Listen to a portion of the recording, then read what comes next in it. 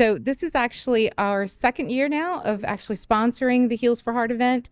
And we're so thrilled to do this every year because this fits perfectly with our mission to promote health and wellness in our community. And we know how important it is for our community and for all the ladies in our community specifically to live heart-healthy lives. My name is McCall Walker.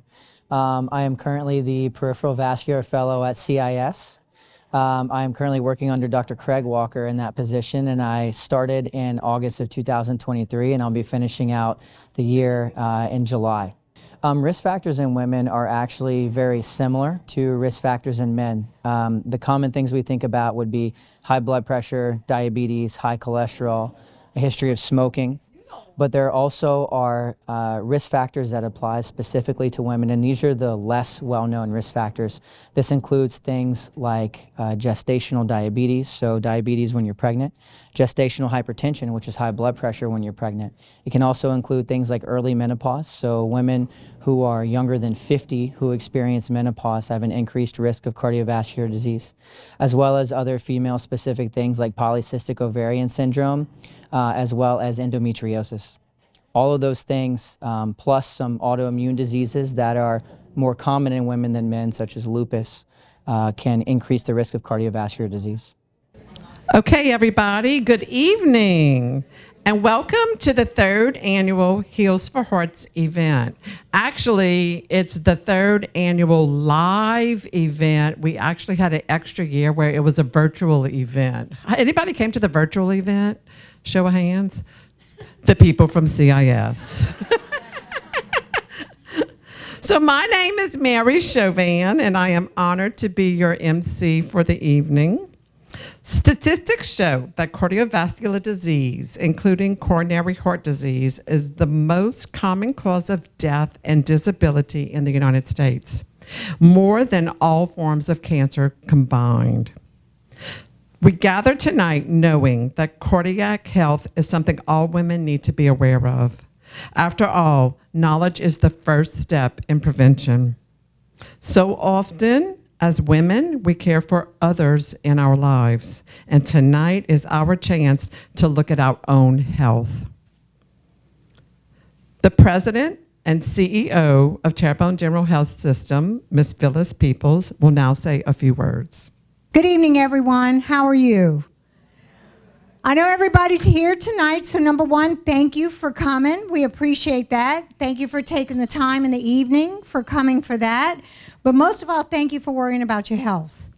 As Mary mentioned, a lot of us spend a lot of time, whether it's work or family or taking care of our loved ones, whether it's our parents, grandchildren, children, and of course, I don't want to mention it in a predominantly female room, our husbands.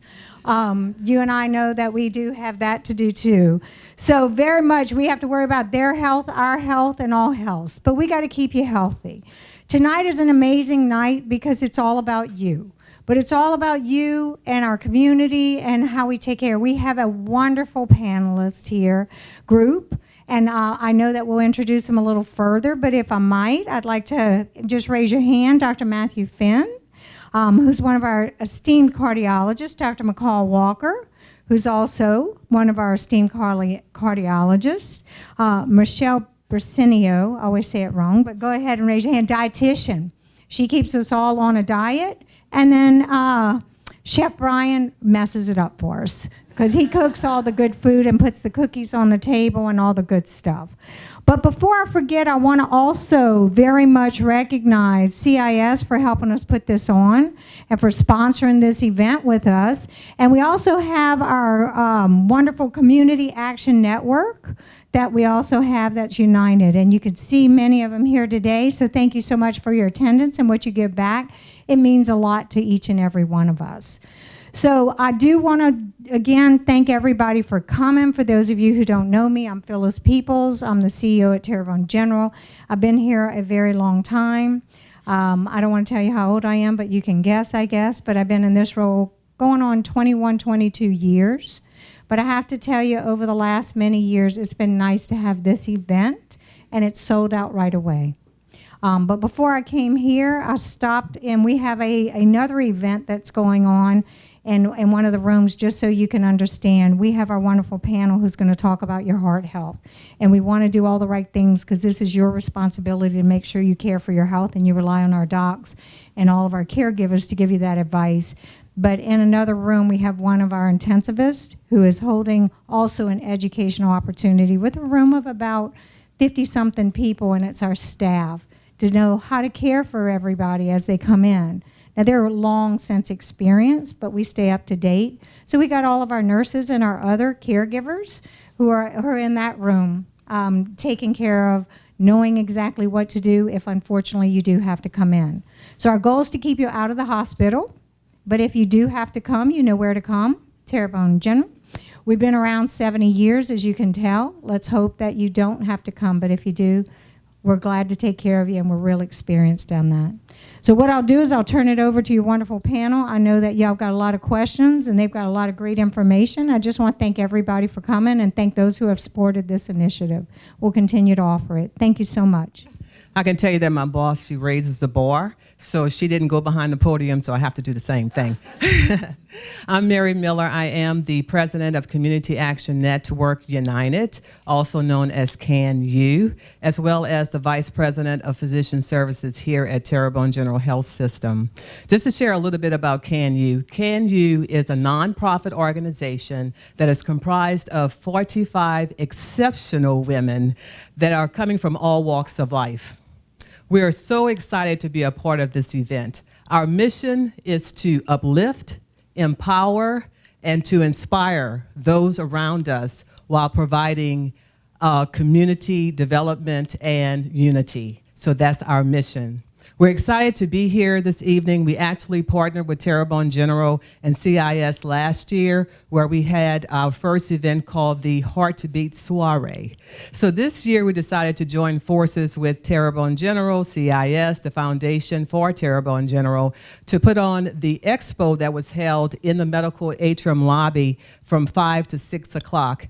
And I was so amazed and impressed of all of the partners that we had that participated in that event to provide information to actually raise awareness regarding heart health as well as overall wellness. So we're very excited about that. So I would like to recognize their efforts for doing that this evening. So you're really in for a real treat. We have exceptional, top-notch doctors, as well as other healthcare professionals that's going to provide a wealth of information here this evening. And based on that, I have to leave with you the CAN-U Challenge. And the CAN-U Challenge is, after you leave here today, can you reach out to 10 friends or 10 relatives that you can share the takeaways or what actually resonated with you with them in order to continue to raise awareness about heart health, or to also maybe help someone along the way to improve the health of their heart. You know, you just may save a life by doing that. So thank you and enjoy the rest of your evening. It's really wonderful to see how many people are out here supporting this cause. I'm Crystal Williams, as she said, a COO of Cardiovascular Institute of the South. And I just want to thank you so much for being here as we work towards improving women's cardiac health and awareness. CIS and Terrebonne General have been in partnership for over 40 years to enhance the care of our local communities. This partnership allows for world-class care, interventions in our cath lab, free screenings, also events like this, for us to educate our communities on cardiovascular risk factors. Overall, our goal is to improve the heart health of our communities. Together, we lead the advanced care and innovation for this. And you are very lucky to have the panelists we have tonight, and I'm very fortunate to work with these fine gentlemen day in and day out, and I'm excited to see what they have to present tonight. Thank you so much. And so on behalf of our fourth sponsor, which is the Foundation for Terrebonne General, I'm going to say, because I'm on the board of that, and I'm just going to tell y'all, we are just so happy that y'all are here and that we are happy to sponsor this event, because our whole mission is to support wellness in the community and to keep people out of the hospital by educating people. So There we go. So thank y'all. The first person that I'm going to introduce is Dr. McCall Walker. He's an interventional cardiologist at Cardiovascular Institute of the South in Gray. Dr. Walker attended LSU School of Medicine in New Orleans for his doctorate. He graduated with honors and is part of the Alpha Omega Alpha Honor Medical Society and the Go Humanism Honor Society. He completed his internal medicine residency at the University of Virginia. Dr. Walker completed his fellowship in cardiology and interventional cardiology at the University of Texas Southwestern in Dallas. Dr. Walker is board certified in internal medicine and cardiovascular disease. He is a member of the American Medical Association, the American College of Physicians, the American College of Cardiology, the American Heart Association, the Institute for Healthcare Improvement, and the Medical Society of Virginia. Yay! That's a lot, huh? He doesn't look old enough to have all that. And now we're going to introduce Dr. Matthew Finn, I'm sorry. He's also an interventional cardiologist at CIS in Houma. Dr. Finn completed a master's degree from Columbia University in New York, New York. I think there's a song like that, where he trained as a cardiology, interventional cardiology, and vascular medicine fellow. At this location, he also served as an assistant professor of medicine and was named chief cardiology fellow. He completed his internal medicine internship and residency at Johns Hopkins Hospital in Baltimore, Maryland, where he was also named chief medical resident and served as an instructor of medicine. Dr. Finn is board certified in internal medicine, cardiology, and echocardiography. He was awarded the Physician PA Partner Award at the New York Presbyterian Hospital and the Clinical Cardiology Fellows Award for outstanding achievement in the fellowship at Columbia University. He is a member of the Society for Cardiovascular Angiography and Interventions and the American College of Cardiology. Michelle Brasino. Michelle is a registered dietitian at Terrebonne General Health System. Michelle holds 2 bachelor's degrees from Nicholls State University in biology pre-med and dietetics. She received her master's degree from the University of Southern Mississippi in nutrition and food systems. She specializes in nutrition, education, and weight management. Michelle currently serves as an outpatient registered dietitian at Terrebonne General. She is one of only 3 board-certified obesity and weight management specialists in the state of Louisiana. Pretty good. Yeah. In fact, she just helped my husband. I had to say that, and this is going to be on TV, but oh wow. And last but certainly not least, Chef Brian Leday is the executive chef of Terrebonne General Health System. Chef Brian has been in the food service business for the past 12 years. He loves the joy of cooking and the warm, happy feelings that he gets when people enjoy his food. Okay, is that not Southern or what, right? He received his associate's and bachelor's degrees in culinary arts from the Chef John Foss Culinary Institute in 2012. Cooking has always been a passion for Chef Brian. He started as a patient meal cook at Terrebonne General and worked his way up to sous chef and then his current role as the executive chef. And there is our panel for tonight. Very nice to see everybody here tonight. Once again, my name is McCall Walker. As already mentioned, I'm one of the interventional cardiologists at CIS. I'm also functioning this year as the peripheral vascular fellow, which means I'm doing a lot of procedures on legs as well as in the heart. Tonight we're going to talk about CAD, which stands for coronary artery disease in women.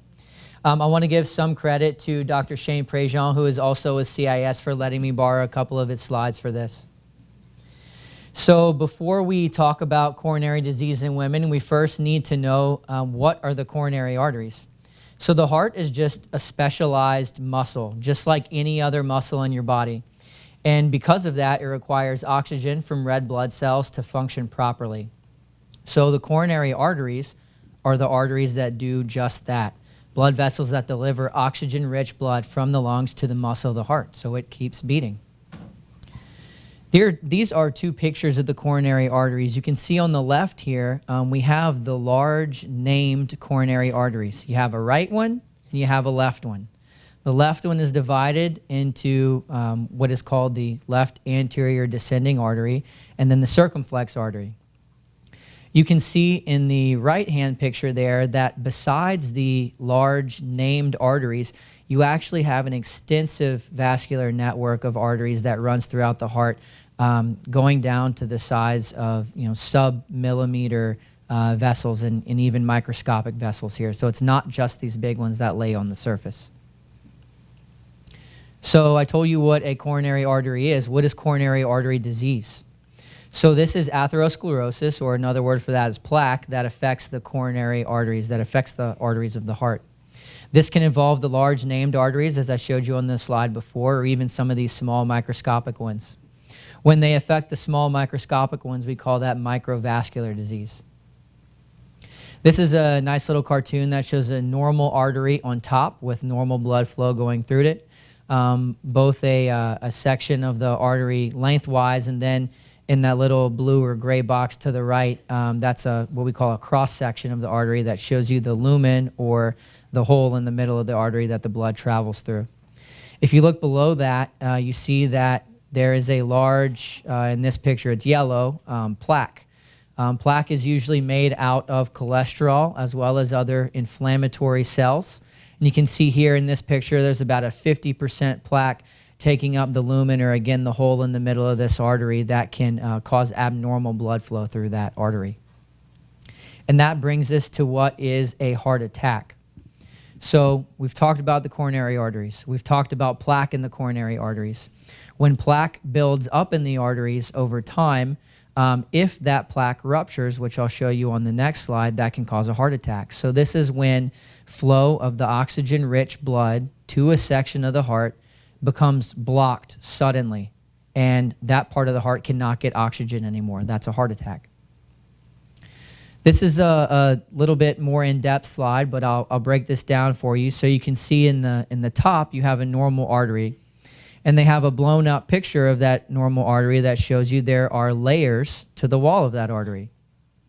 You move down to the picture on the second row, all the way on the left, and you can see those little yellow bubbles. That is plaque that builds up in the wall of the artery.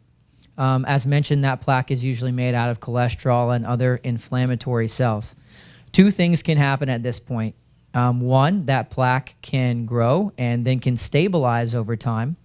And let's see if this is a laser pointer here. It is. If this plaque stabilizes over time and this wall in between the plaque and the hole in the middle of the artery stays thick, you might develop some chest pain over time as this lumen gets smaller and smaller, but it doesn't necessarily cause a heart attack. That is in contrast to what we see in this bottom slide, where if this plaque gets bigger and bigger and this wall separating the plaque from the hole in the middle of the artery gets very thin, that can actually rupture, which you see in this picture. When this wall ruptures, the contents, the cholesterol contents and inflammatory cell contents of the plaque can spill out into the middle of the artery. If that happens, a large blood clot can form, and that is what a heart attack is. In the bottom right there, you see that kind of bluish gray area that we've drawn on the heart, and that represents the part of the heart downstream from where that blockage is that is no longer getting oxygen. And if nothing is done about that, that part of the muscle, that part of the heart essentially dies.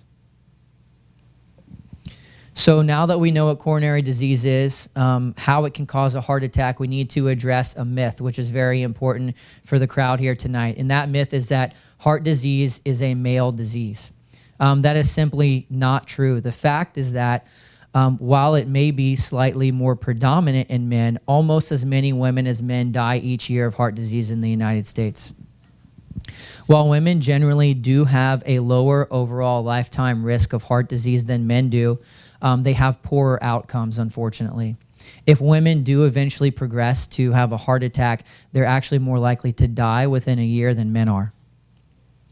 We're going to take a quick little history detour. I always like to include at least one history slide, and I think this is extremely important for this talk because the history of heart disease in women is very, very interesting.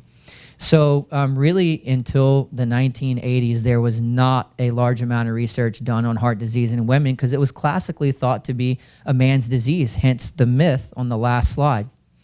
In 1968, the American Heart Association published this nutritional pamphlet that I put a picture of here on the right, and the title of this is The Way to a Man's Heart. Dr. Gina Lundberg, who is currently the clinical director at Emory in Atlanta, Georgia's Heart Center, gave a couple nice quotes that I wanted to share. At the top here, she first says, "Heart disease was considered a man's disease. If woman had a role to play, it was in taking care of the men in their lives. Even the American Heart Association hosted a conference in the 1960s themed, 'How can I help my husband cope with heart disease?' And below that, she goes on to say, it was, get a pap smear and a mammogram and you're good. We left out all the things we were checking men for, like diabetes and cardiovascular disease. But between a woman's breast and her reproductive organs is her heart." Women were believed to have some natural protection from heart disease until their hormone levels dropped during menopause, and that replacing those hormones may actually prolong the protection. However, we now know that this is simply not true. And as I mentioned, it wasn't until the 1980s when anyone really began looking at how heart disease might affect women as opposed to just men. Luckily now we have significantly more data on this, including data on the prevalence of heart disease in women, and these statistics are staggering. Heart disease is the leading cause of death in the United States in women. Every year you can see that about 350,000 women will die of cardiovascular disease. Let's compare this to other very common diseases that we think of, so stroke, lung cancer, COPD, and look at this, breast cancer. So a sixth of the amount of women will die of breast cancer than will die of cardiovascular disease in their lives. That's staggering. Can you guess where the majority of heart disease is concentrated? It's exactly where we are in the Deep South. And in fact, in the Deep South, about 1 in 16 women over the age of 20 have coronary artery disease. Let's again compare this to something that a lot of us know quite a bit about, which is breast cancer. So 1 out of every 31 women are killed by breast cancer. Cardiovascular disease kills 1 out of every 2.6 women. That's approximately 1 woman every minute. What about recognition of cardiovascular disease in women? So the American Heart Association, the AHA, had a national survey that reported awareness among women who considered heart disease to be their #1 killer unfortunately declined from 65% in 2009 down to 44% in 2019. And this awareness decline was consistent among all races and ethnicities. And the only exception to this was women over age 65 had a little bit better recognition than their younger counterparts did. Furthermore, women between the ages of 25 and 34 and ethnic and racial minorities, including non-Hispanic blacks and Hispanic women, faced the most significant decline in awareness over this time period. Furthermore, 90% of women have 1 or more risk factors for developing heart disease. After their first heart attack, women are actually more likely to die in the first year than men are. And 2 out of every 3 women who die of heart disease have no previous warning signs. In fact, women have a higher risk of in-hospital death across the board than men do for things like stable chest pain, heart attacks, whether they're big or small, which these 2 middle graphs represent, and of cardiogenic shock. And cardiogenic shock is basically multi-organ failure, usually after a large heart attack. So what are the risk factors for heart and vascular disease? Well, we know a lot of the traditional risk factors. These are things that we're more comfortable with. Things like smoking, diabetes, high blood pressure, high cholesterol, weight, your physical activity level, and family history. But what about female-specific risk factors? These are ones that we generally tend not to think of as much. I've highlighted a few here that I personally think are quite interesting. So look at lupus and rheumatoid arthritis. I put these in bold because this has an almost 2-to-1 prevalence in women as opposed to men. So much more common to have lupus or rheumatoid arthritis if you're a woman. Breast cancer treatment, polycystic ovarian syndrome, early menopause, and endometriosis all increase your risk of developing cardiovascular disease later in life. So women's hearts are different. We can talk about the common signs of a heart attack, and those are the most likely signs you would have, and those are similar to the most common signs in men. That would be chest pain or chest pressure that lasts more than a few minutes, comes and goes, and is usually worse with any type of activity or exertion and usually better with rest. However, women are more likely to have atypical symptoms, and I've listed some of those here.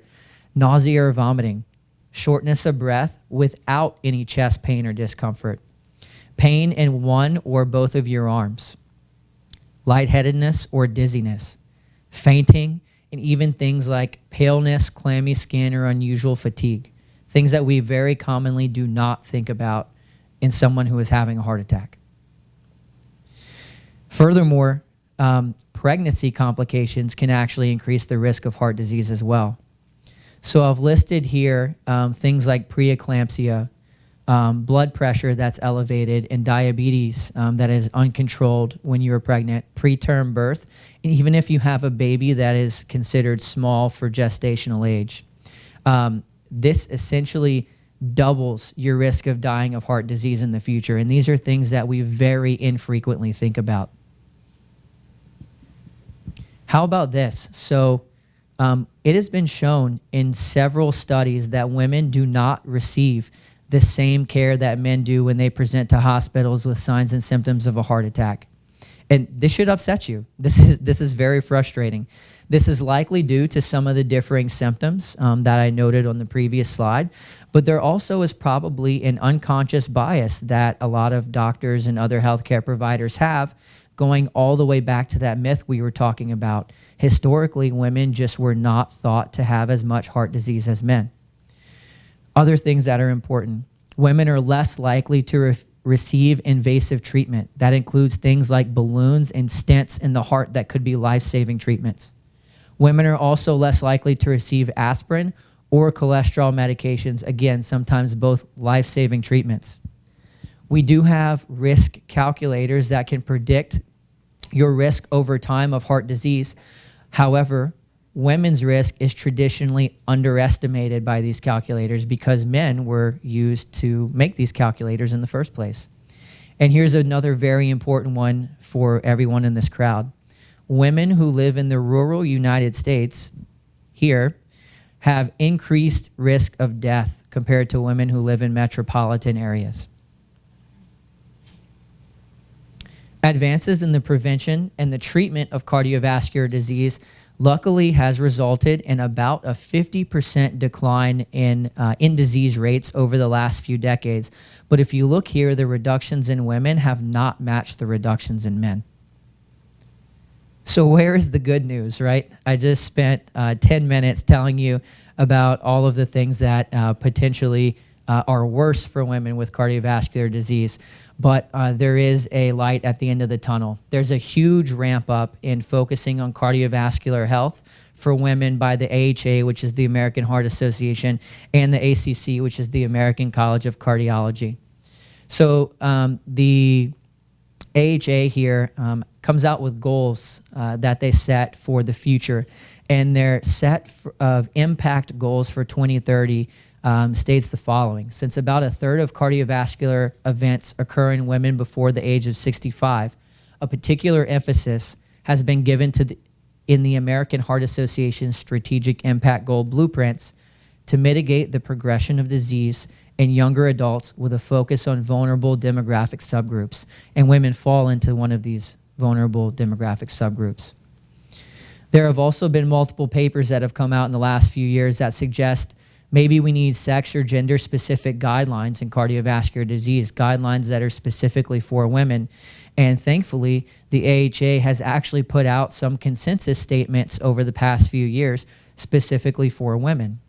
I've just put a few other things on here that show that a lot of these organizations really have ramped up in the last decade or so. And this is a nice website, goredforwomen.org. This is put on by the AHA, the American Heart Association. And from what I saw, has probably some of the most up-to-date and best information right now on cardiovascular disease in women specifically. So in summary, heart disease is the #1 killer of women in the United States. There's unfortunately very large disparities in recognition, treatment, and outcomes for women with cardiovascular disease. We talked about some of the typical and atypical symptoms of heart attack, and you need to be your own advocate if you are having any of these symptoms or even suspect that you have had any of these symptoms in the past. And thankfully, as I mentioned in the last few slides, things are changing for the better. Hi, everybody. Dr. Finn, I'm so honored to be here, a part of this amazing event tonight with you all. So we're going to get started with the next presentation. I want to thank the marketing team for helping me with this a little bit and adding these beautiful designs to the slides.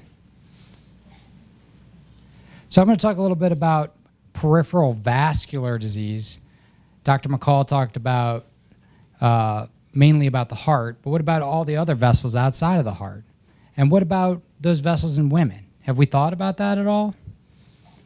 So let's go through that. So peripheral vascular disease generally refers to the vessels outside of the heart. These are the arteries which bring oxygenated blood to the muscles, and the veins that bring the deoxygenated blood, or the blood after the oxygen's been removed by the muscles and the organs, back to the heart and lungs to be filled with oxygen again. Okay? There's two aspects to peripheral vascular disease. One is peripheral venous disease, which is the veins that bring the blood back. And the second is peripheral arterial disease, which brings the blood from the heart down. Let's start with peripheral venous disease. 1 out of every 3 people gets some form of venous disease. And women are 3 times more likely than men to develop venous disease. So what are some manifestations or ways that venous disease can show up? And these are particularly closely tied to the female gender. One is pregnancy can cause venous disease. So how does that happen? The fetus in the uterus can press on the veins in the abdomen and behind the abdomen and lead to blood clots or varicose veins that can be problematic later in life. That's why we say pregnancy is the gift that keeps on giving.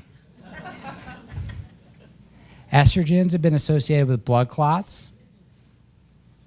Severe fibroid disease has been connected to higher rates of blood clots, and we're going to look at this in a study I did at Columbia.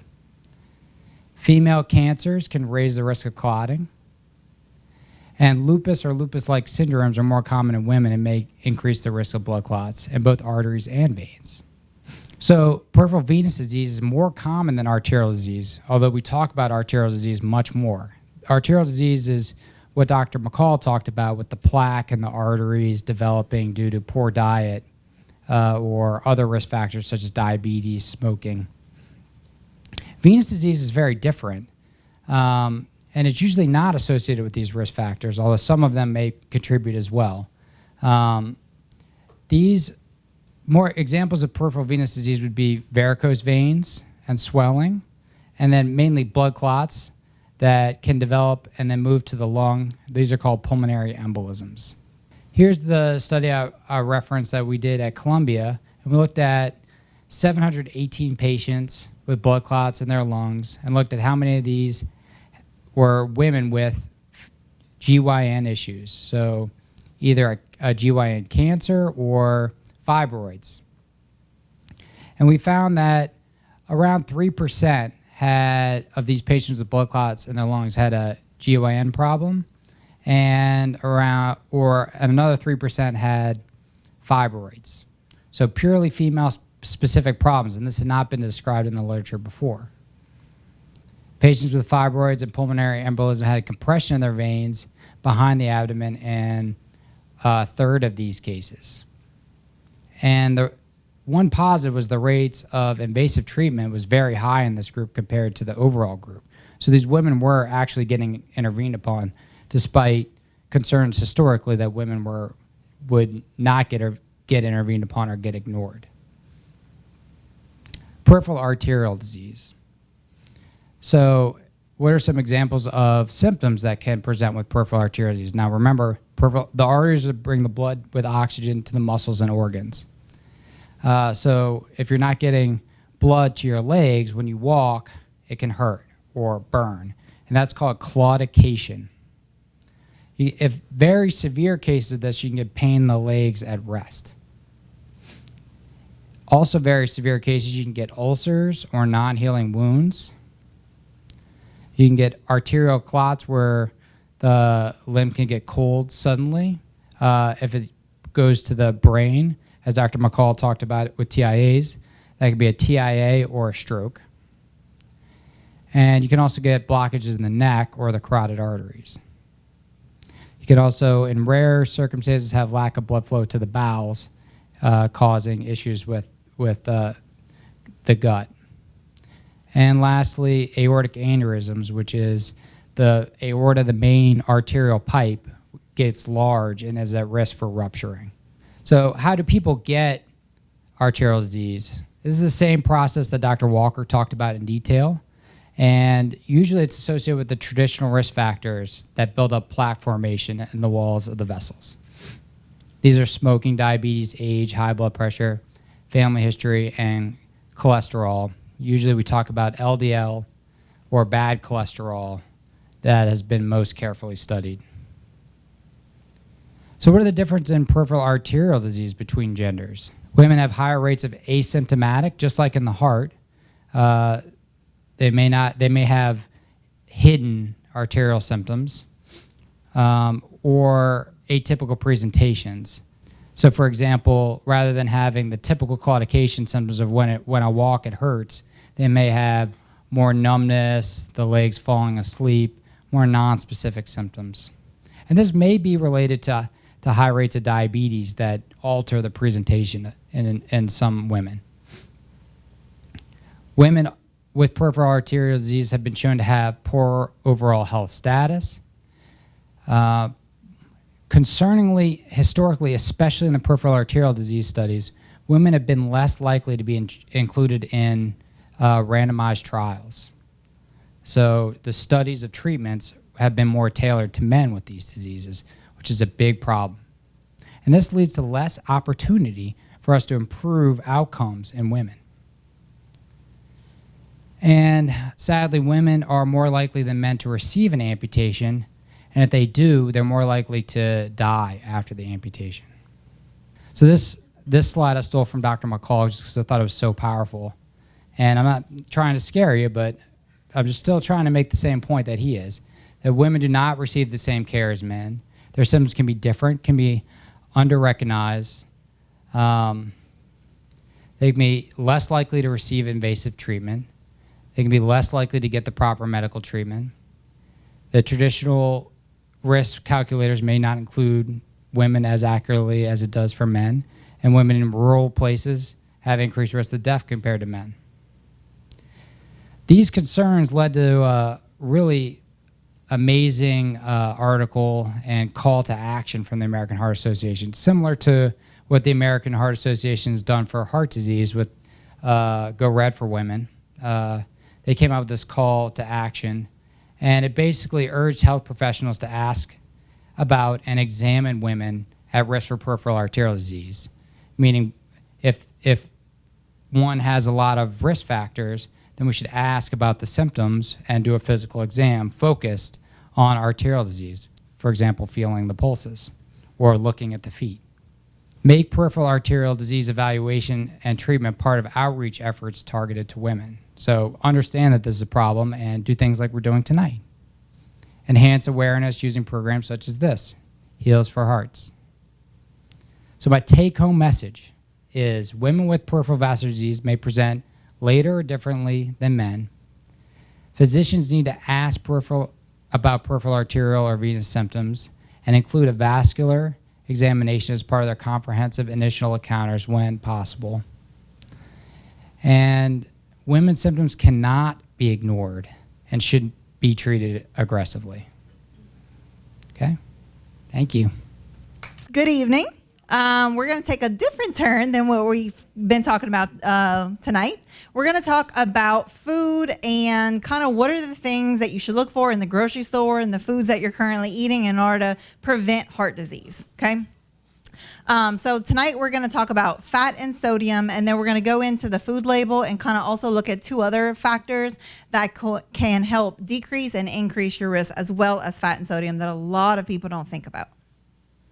All right. So you go to the doctor, they do some labs, they tell you you have high cholesterol.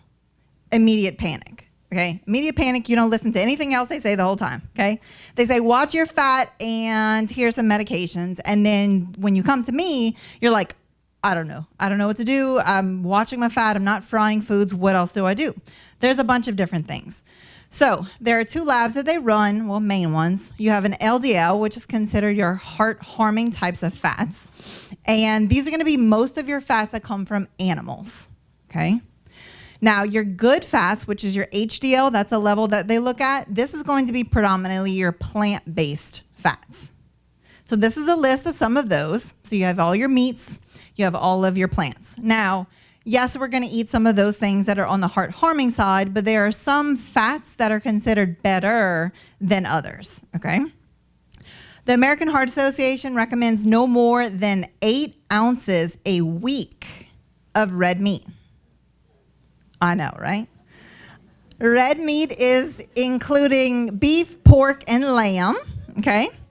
And so that is typically about 2 meals per week. So if you look at the palm of your hand, no thicker than your hand is about a 4-ounce portion. So if you cook a steak tonight, you get 4 ounces and you can have your leftovers tomorrow and you get no other red meat for the week. That is to significantly reduce the amount of bad fats in your diet because that's one of your biggest sources, okay? Yes, fried foods, things like that, but that's a big one. Let's see if it comes up. All right, so that 3 to 4 ounce portion, that's the palm of your hand. In the vial right here, that's 90% beef. That's your lean beef, okay?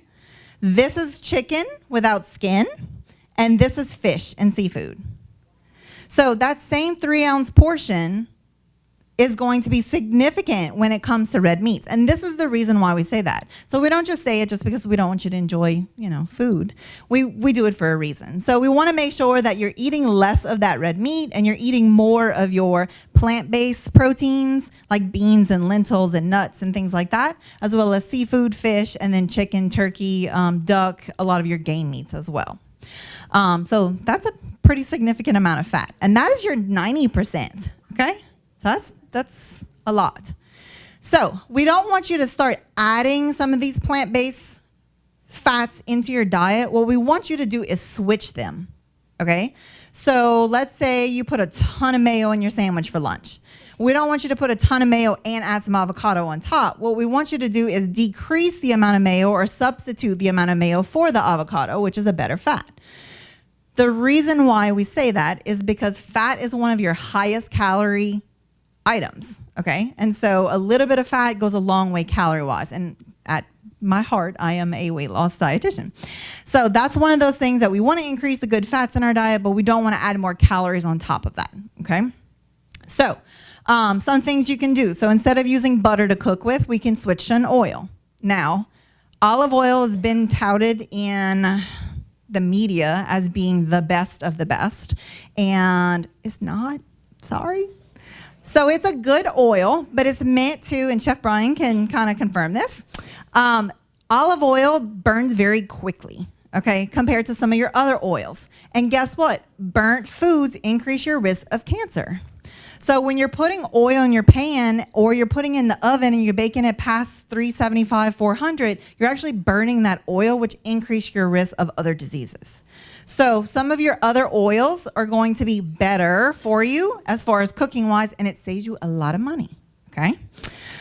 Switching from regular mayo to a light mayo. They make olive oil mayos or avocado mayos. You also have avocado that you can use in place of that as well. And that's a good plant-based one. Before we cheat. All right.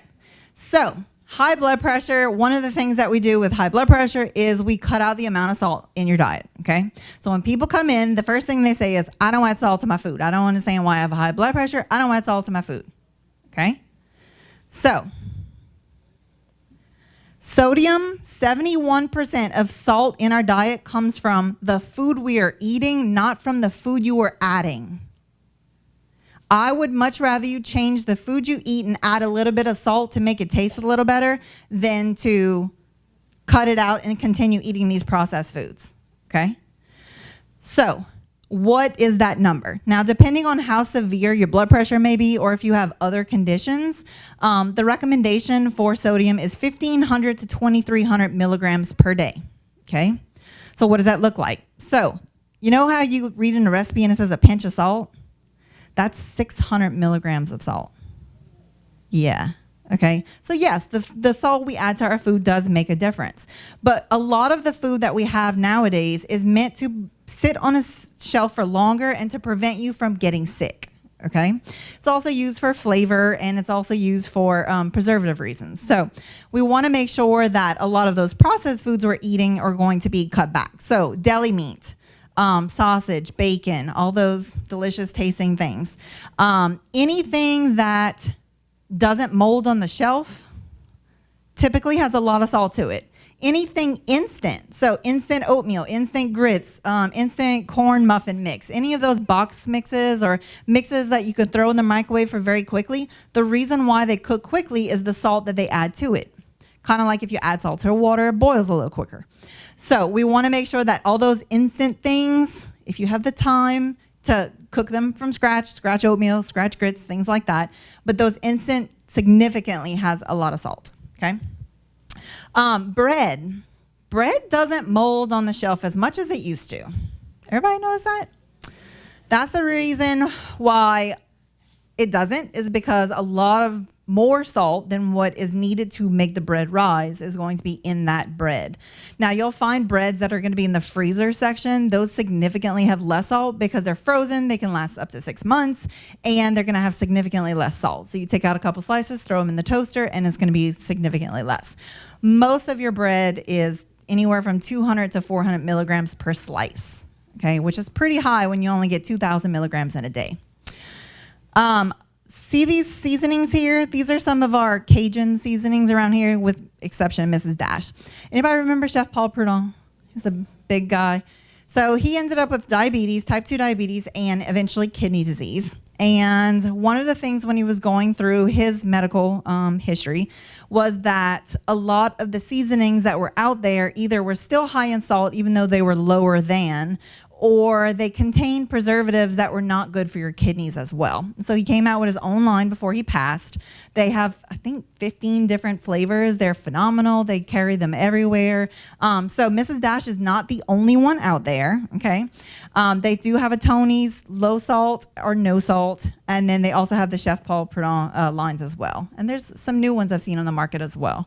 Be careful with lower sodium or light salt items, because they are a substitute, which is considered potassium, which, depending on what medications the doctors put you on, can cause some issues. So make sure if you are looking for any of those items, you do talk to your physician or your pharmacist to make sure that they are safe for you to have, okay? All right. So when we look at the label, there's a couple of things that we're going to look for, but right now we're going to focus on sodium. So there is going to be a sodium category, and there's going to be a bunch of milligrams. So you go through the day and you're like, I need 2,000 for the day maximum. I got to add all this stuff up. Like, it's going to take me all day, okay? It's overwhelming. So we're going to use a little trick in a little while. So protein foods, these are going to be the things that are high in salt.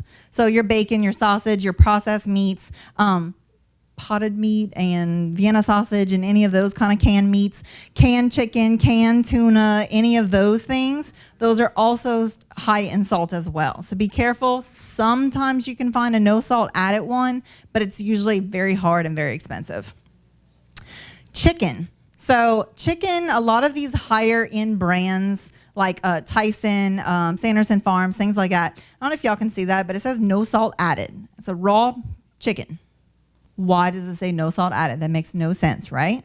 It actually does. So in order for something to not go bad as fast, we add salt, correct? So we add what's called a solution or a brine, which is a salt type of solution that we inject into our cheaper meats. It's usually in itty bitty fine writing that you got to pull like a magnifying glass out for, but it's written at the bottom, and it means that they've injected a solution of water and salt, whatever the percentage may be, into that meat. It's meant to make old chicken stay better longer, but it's also meant to increase the weight of that chicken as well as tenderize it depending on how old it is. So if you're buying the sale chicken, which is like $1.99 for a pound, it's usually going to be this chicken that also has a solution added to it. Okay, so the reason why they put no salt added is because they truly don't have salt injected into their product. Okay, so even your fresh meats can be affected. Any of your canned goods, so you'll see this one, it says no salt added. If you ever look at a can and it says normal, then you have a lower sodium and then a no salt added version, you always want to choose the no salt added version. Okay, lower sodium just means lower than the original, not lower in. So if I have one version that's 600 milligrams of salt, the lower sodium one's 500 milligrams of salt, that's lower in. That don't mean it's low, it just means lower than the original, okay? It's a marketing ploy to get you to purchase their product, and it's usually more expensive. Now, the no salt added one, so on this can of corn, the ingredients, so the label and the ingredients are mandated. That is a law that they have to include everything that's in there. So on this can, it's corn and water. That's it. There's no salt. On the original, you'll say corn, salt, and water, okay? Now, everything naturally has a small amount of salt in there, so if you're looking for something that's zero, you'll never find it, okay? It's grown with salt. We have salt in our body. The animals have salt. The plants have salt. So you're going to find small amounts, but it's going to be significantly less than the original.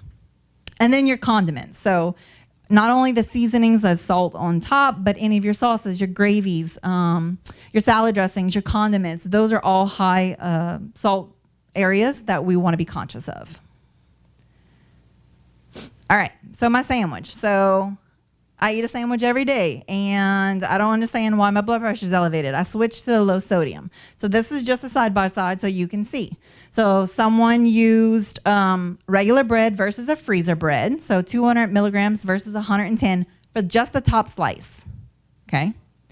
You got some mustard, so that's a good bit. Like I said, everything naturally has salt in it, so you have a little bit of lettuce. You have cheese slice, so it's a regular slice versus a thin slice. 6 slices of regular turkey versus the low sodium turkey, and then your bottom segment. So if I get, let's say, 2,000 milligrams a day, my serving of normal sandwich items, not the lower sodium ones, is 1,500 milligrams of salt in one sandwich. You get 2,000 for the day, okay? Now, the one on the right is going to be the lower sodium products that you purchase, but look, it's still 1,000. So unless you plan on just having this and one other item for the day, I mean, you're tapped out, okay? So sandwiches, yes, they're quick. They're meant to be a every now and then thing. I don't want anyone to be eating this on a regular basis, okay? So that's why. All right, nutrition label, what am I looking at?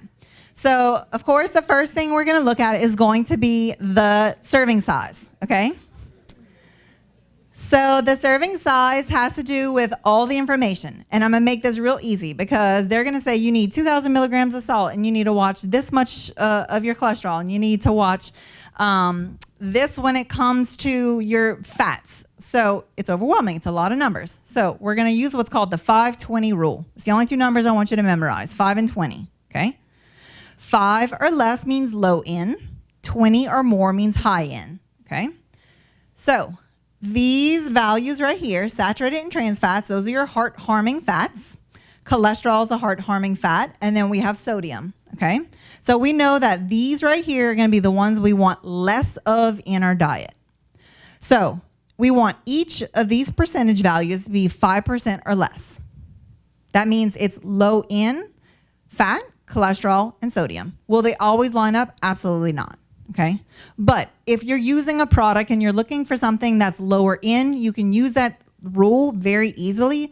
And it may be brand to brand. It may be store brands better. It may be that you find a product that's lower in and you want to use that rule in order to see how much lower. Okay. Now, like I said, there are going to be two items that will help and hurt heart disease. Dietary fiber is one that we want more of in our life for many, many reasons. But for heart health, we definitely want more of that. So 20% or more means high in. So with this item, it's close to 14%. We usually say 20% or greater is a good source of. So whatever this item may be, I would say, okay, well, that's a good bit of fiber, and I need more fiber in my diet, so that's a good item. If it says, 4%, then there's really no fiber in that. So if it's a slice of bread you're looking for, and you're looking for more fiber in your bread, we can use that rule there. Now, added sugar, okay, is one of the other items that we want to watch in our diet that's not often discussed. We know sugar, we often associate it with diabetes, and yes, that is something we watch, but we also watch sugar when it comes to heart health, okay? Triglycerides are one of those labs that they often run, and we typically see elevated sugar in your diet and elevated triglycerides. So the moment you come in with a 400 triglycerides, I know immediately you eat ice cream and desserts at night, okay? That is because that is very often associated. A lot of that extra sugar is then converted into types of fats like triglycerides. So the number that's recommended for fiber intake is the same number that's recommended for sugar intake. So 25 grams, we want at least 25 grams of fiber for the day or more. We want no more than 25 grams of sugar for the day or less, okay? So years ago, it used to just say sugar, okay, and it didn't have this added sugar category, and it was not representative of the types of sugars that's found in our diet. So we have fruit sugar, which is good sugar. We have dairy sugar, which is good sugar. And then we have table sugar, which has no nutritional benefits to it. Just tastes good, okay? So it was not representative of what's in the product. So if you grabbed a yogurt off the shelf and it had like fruit at the bottom of it, it would tell you some crazy number because you have dairy sugar and the fruit sugar plus the sugar they've added. So now we make them factor out how much is actually added sugar. So in this product, out of the 12 grams of sugar, only 2 of those grams come from good sources. 10 of those grams come from added sources. So if you're looking for something for you, for your kids, for your grandkids, less sugar, that is one of the key areas we're going to target in on because that's almost half of your intake of sugar for the day in this one item. So if it's a cookie, then obviously yes. But if it's something like a yogurt and you're thinking you're doing a better choice by having this yogurt, this right here is going to show you that it's pretty much a dessert, okay? So those are some rules that you can use in order to use the label quickly at a glance. Front of packaging is meant to make it pretty and make it sound great and you buy it, but the back of the packaging is going to be the key. As long as you look at the back of the packaging, you have the time to look at examples of things, you can make a decision very quickly by using that 520 rule in order to choose the best item. It's probably not the best idea to put me after all of them. So I was trying to figure out why in the world a chef would be on a panel with doctor, dietitian, because I send you to them. So I'm sorry, and you're welcome. So it's not easy for me to come up with heart-healthy things. I live in southern Louisiana. I specialize in Cajun and Creole cuisine, lots of fat, lots of flavor. Fat is flavor. So this is just a quick snack that you can have. It could be a dessert. It could be whatever you want. It's going to be hummus. Everyone knows what hummus is. It's pureed garbanzo beans You can use red beans, you can use black beans. I love every type. This one's just garbanzo beans that I pureed earlier because I didn't think anyone would want to hear a blender while we're here. So I'm just going to add some of that to the bowl. And just pureed garbanzo beans don't taste like anything, so we're going to flavor it up. I have maple syrup. You don't want to use sugar. She's going to kill me later. But you need to make this sweet because it's going to be dessert-ish, sort of. You can use honey, syrup, agave, whatever you like to sweeten your stuff. Vanilla, you don't have vanilla, almond, whatever you like. It's super versatile. And if you have little ones like I do, and you want to try to get them to eat anything, you cover it in chocolate. So we're making a chocolate hummus today. I have chocolate cocoa powder. If you don't have cocoa powder, melt chocolate. I'll get to that after. The darker the better. Darker the chocolate, the better it is for your heart. So this is just cocoa powder. I'm put a lot. And a pinch of salt. The salt just makes everything well-rounded and all the flavors marry together. So I'm just gonna stir it. I wish everyone can smell it and taste it, but you can, because I have under my cart a surprise. So that's it. So it's super quick, super easy, super good for you, right? So I have snacks for everyone. I paired it tonight with pretzels because salty and sweet is always a great combination, and then strawberries because chocolate-covered strawberries is fantastic. I hope everyone enjoyed all of the food tonight. If you did not, maybe next time they'll get me to cater it.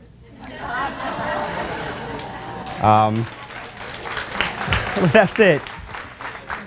So thank you so much for joining us. Everybody have a safe trip home, and we hope to see you next year.